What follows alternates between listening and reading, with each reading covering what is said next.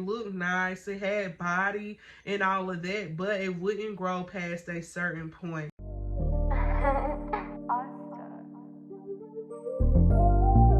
Hi loves, welcome to my channel. My name is Tamara, but you can call me Tam. If you are new here, you should definitely consider subscribing. And if you are a returning subscriber, hello, and thank you so much for coming back. So in today's video, it's going to be a quick video, but I'm going to be sharing with you guys 5 things that I do not do to my relaxed hair. And I'm also going to be letting you know why you shouldn't do these things to your relaxed hair either. Okay, so the first thing that I do not do to my relaxed hair is I don't use rubber bands on large portions of my hair. And what I mean by that is I don't use rubber bands to put my hair into ponytails. Like, I don't care if it's the brown rubber band that scratches or if it's the little black rubber bands. Do not use rubber bands to put your hair into a ponytail. I only use rubber bands if I put my hair in 2 braids or something like that, and I need to put a little rubber band on the end to keep my braid from coming down. And I honestly don't like doing that, but I do just to keep my braid from coming down, and I won't put the rubber band really tight. Even on my kids' hair, I don't put the rubber bands really tight on their hair. Or if I do certain styles, I won't use rubber bands unless I'm putting beads on the end. I don't put a lot of rubber bands all over their hair close to the root. And the reason why is I used to use rubber bands to put my hair in a ponytail all the time. I used to use those brown tanned rubber bands that you can get in a pack to put my hair in a ponytail. And I kid you not, I had breakage exactly where I used to wear my ponytail. So the rubber band, after wearing it for so long, it was breaking my hair. So I would have pieces all around my perimeter that were kind of short, and it was because the rubber band was breaking my hair. Also, I prefer not to use rubber bands because when you pull them out, notice they have hair all around them. Like, it's breaking your hair and pulling your hair out every time you take it on and off. So yeah, that is thing number 1 that I do not do to my relaxed hair that you shouldn't do to yours. So say goodbye to rubber bands, okay? We don't use rubber bands for ponytails. All right, the second thing that I don't do to my relaxed hair is over moisturize. I do not over moisturize my hair. One, I just do not like the look of over moisturized hair. I don't like the look of dry hair either. I like for my hair to look, shiny and healthy and like it's alive and moisturized, but I do not like the look of over moisturized hair, over greased hair. When you over grease your hair, it can clog your scalp. It can prevent your hair from growing. So learn how much grease your hair can handle. Learn how much moisturizer your hair can handle.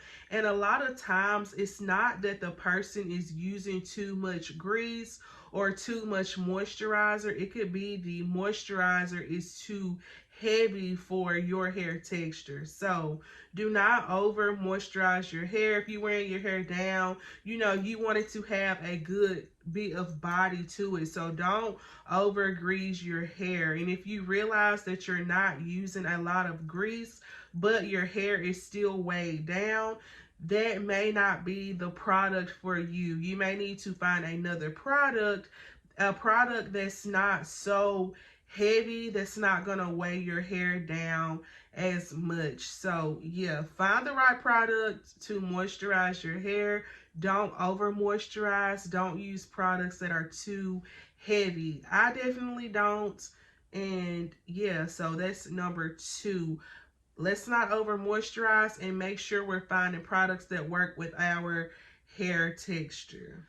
All right, and thing number 3 that I don't do to my relaxed hair, it may sound weird, but it's the God honest truth. I try my best not to comb my hair every day. I try my best not to comb my hair every day. Low manipulation is a good thing, you guys. Growing up, I was always taught you need to brush your hair every night. You need to comb your hair every day. That's definitely not true. If you can find a way to maintain your hair without combing it every day, that is definitely a plus. So, I do not comb my hair every day if I can help it. And if I'm if I am combing my hair, like I'm not doing a lot to it. Like I may be doing a wrap and combing it down, but I'm not just combing. All right, moving on to thing number 4, and that is I do not relax my hair often. And this is a very big debate in the relaxed hair community. I know some people relax often, some people don't, and I heard one lady say like it's better to relax often. You don't have to. I don't. She said if you relax more, then like I don't know. Yeah, but it's a debate in the relaxed hair community. I can't remember exactly what she said, but I don't relax my hair often. And the reason why is just because I prefer not to. When I relaxed my hair more often, I had a lot more damage. My hair was a lot drier. And yeah, my hair just wouldn't grow past a certain point. It looked nice, it was dry, but it wasn't anything that if I moisturized it, it looked nice, it had body and all of that, but it wouldn't grow past a certain point.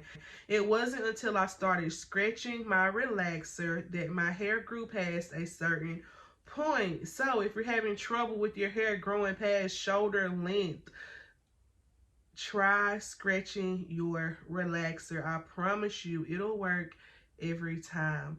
This moves me also to the last thing that I'm going to share with you guys, and that is I don't let my ends get too bad. I do not let my ends get too bad, and the reason why, if you let your ends go too long without being trimmed, you will eventually have to cut off all of your progress. I have been there and done it, y'all.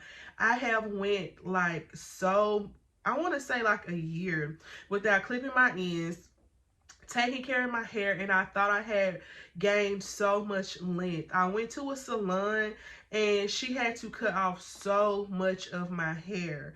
And a lot of times we feel like our beautician is doing too much when they tell us we need a haircut, but it's probably because you haven't clipped your ends in a long time. And a lot of the progress is now dead because when you don't clip your ends will continue to split up.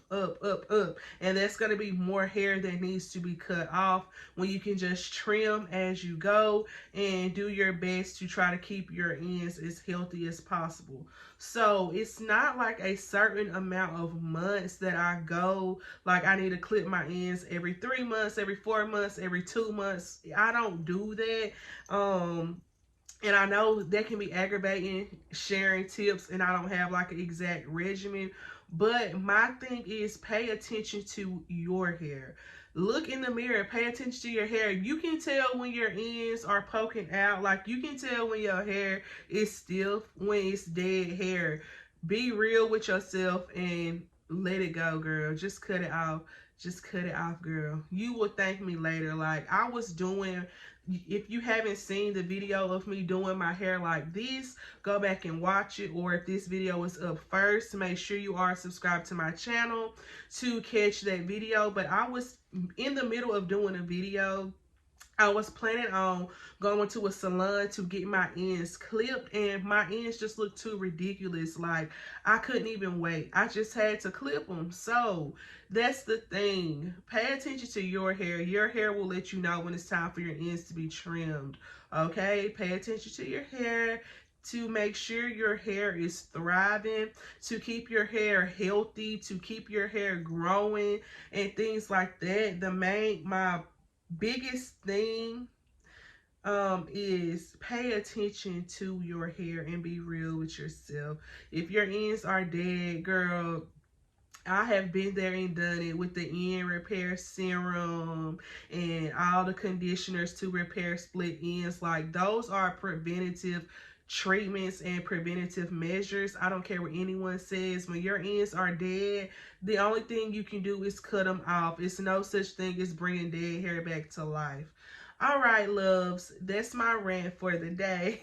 I hope you all enjoyed this video. If you did, give me a thumbs up. If you agree or disagree with anything, leave me a comment below. I love chit-chatting with you all. I love hearing your opinions in the comments. If you have any video suggestions for me, feel free to leave me a comment below. I hope this video was helpful. If you learned anything, give me a thumbs up, girl. If I helped you, help me. Give my video a thumbs up. All right, loves, I'll see you all in my next video. Thank you so much for watching. Everybody stay blessed.